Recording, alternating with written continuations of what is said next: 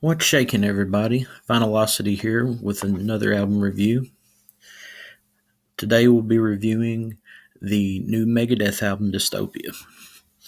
Dystopia is the 15th album from thrash metal pioneers Megadeth, led by the legendary and always entertaining Dave Mustaine. After struggling to get critical acclaim on their last studio album, Super Collider, the band reshuffled for about the umpteenth time. I mean, seriously, they switched lineups about every other album. They added guitarist Kiko from Angra and Chris Adler from Lamb of God, two amazing players that helped make Megadeth remember the sound that many thought they had lost in the last couple of years.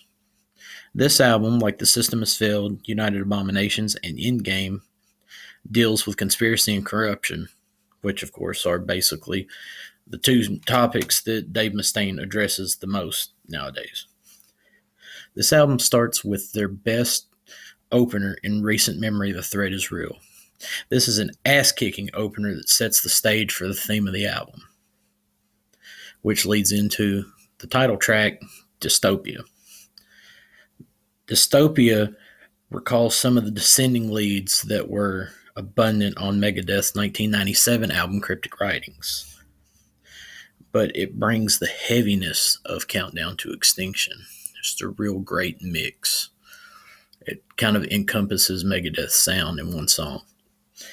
The third track, Fatal Illusion, shows off the bass playing of Megadeth alum David Ellefson, a sorely underrated bass player that gets forgotten about. It bludgeons you without abandon. It mixes together the ferocity of early 90s Megadeth with that of in-game era Megadeth. Death from Within and Bullet to the Brain are two solid tracks of thrash that groove. It's refreshing to hear Dave snarl with such conviction. When he sings these lyrics, he makes you believe. The next three tracks are three of the most remarkable. First, the masterpiece Post-American World, my personal favorite song on the album. It has a riff that makes you want to headbang with reckless abandon. Even non-metalheads could groove their head to this. The next track, Poison the Shadows, has some beautiful acoustic melodies intertwined throughout the track. It's the riskiest track on the album, but one of the most rewarding. Conquer or Die is an amazing instrumental tour de force. It begins also with some beautiful acoustic riffs that give way to just total onslaught and anarchy.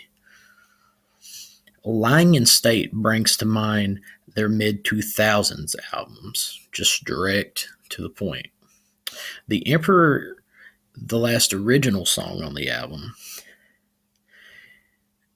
ends the album with one of the catchiest songs on the album with the most unique lyrics found on the album.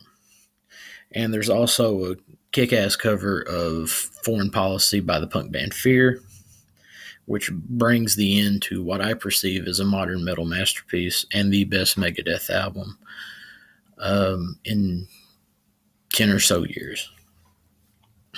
Megadeth prove that they will always be the top of the metal heap. While there are young bands such as Warbringer, Havoc, and Early Man that are showing that the kids can metal up too, this is another reminder that Megadeth, Metallica, Iron Maiden, Judas Priest, even at their age, are still untouchable. Until next time.